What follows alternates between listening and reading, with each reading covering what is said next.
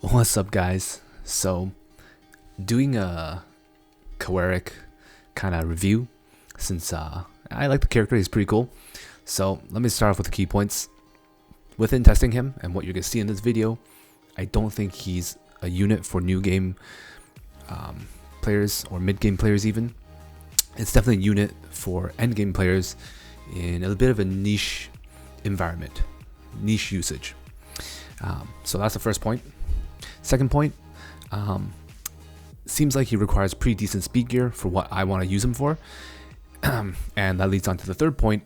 If you're not using him with good speed gear to make him go first, if you're going to build him slow as a nuker, then my question would be, why not use someone else who's better in that environment? Granted, if you don't have them. And last but not least, we'll just go over his artifact real quickly. It's not a horrible artifact, but there's a lot better artifacts you'd rather use.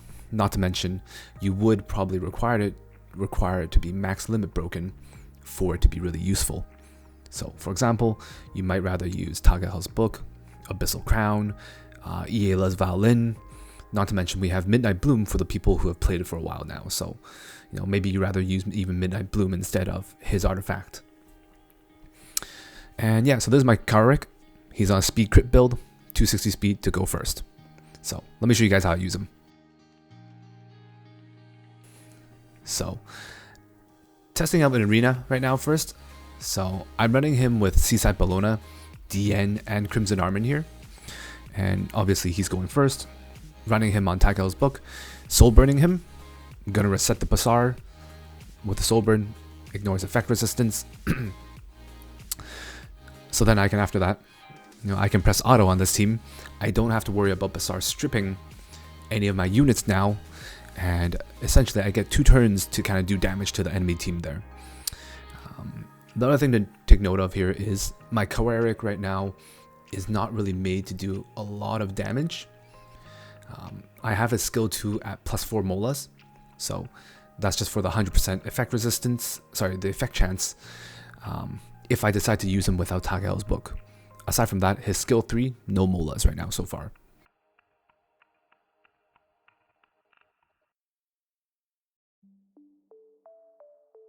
So, one of the things here is my Seaside Bellona does get defense breaks off on the enemy team. Kawerik, skill 3, he has speed buff, he has attack buff here. I do get a crit off SSB. The damage with the defense break is actually not that bad. From what I'm seeing here, if I do fully invest Molagoras into his skill 3 and max it out, his damage running a speed build could actually be pretty good, and you would do significant damage in that sense. Granted, I am doing this with a defense break on the enemy team, which helps a lot. Alright, so pretty much it for the first battle here. Most of you know the team I'm using. We call this the Auto SSB team. Essentially, it's just having SSB super slow, and then having a fast attack buffer, someone fast to run invincibility / immunity to keep your team safe, like Crimson Armin and Elena, and we let SSB do work. Kawerik fills in the 4th slot for me here because he can now take care of the Basars. So before, whereas I would be afraid of the strips, now I can soul burn, reset the Basar, I can let my team go on. So same deal here. Soul burn, skill 2, onto the Basar.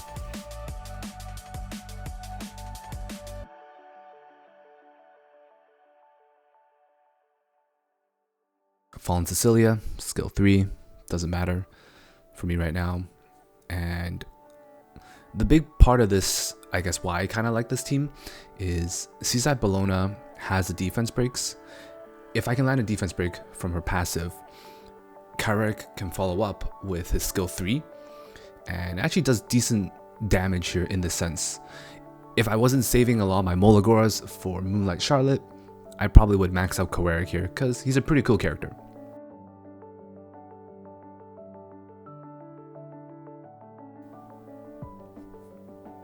The other part I like about this team is anyone running Basar and Arbiter Vildreds, in that combination, I'm not nearly as afraid now, because in this case, I have immunity, I have invincibility, I kind of just let my team slap at Arbiter Vildred, and he just does damage, AoE damage, which procs my Seaside Bellona's passive here.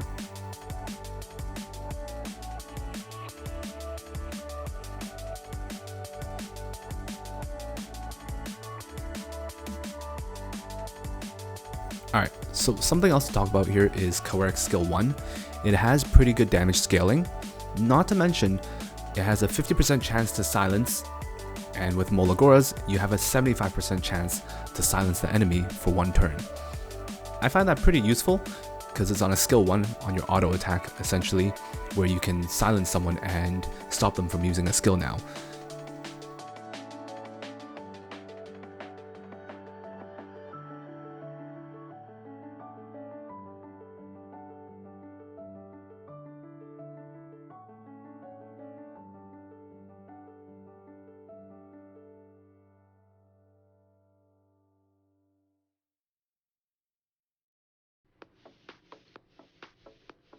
Alright, so some of you guys might be wondering, what happens if Basar is running immunity, but you have a Fallen Cecilia shield? Which buff do you strip? And hey look, this guy's running immunity on their Basar, and they also have a Fallen Cecilia shield. So what happens in this situation? Well, let me show you. So we soul burn, we skill 2, we still reset the Basar. So from what I can tell, what looks like what happened there is after we use skill 2 soul burn, we did damage to the barrier first before we actually stripped the immunity, and then we reduced the cooldowns. So even with 2 buffs there, we're okay. The only chance I see this being an issue is if, let's say, the Basar had higher defense and Fallen Cecilia was maybe even tankier than what we already have her at here. This Fallen Cecilia is already at 27k HP, so the shield is pretty beefy. Maybe if, let's say, there's a Lilius with Adamant Shield, Fallen Cecilia running Aureus, then that might take enough damage off of Basar where we can't break through the shield. But that's something we'll have to test as we find more and more Basars on immunity. Most Basars aren't running immunity because it's hard to get immunity with good speed substats along with your speed set, because then you're running a full speed immunity gear set.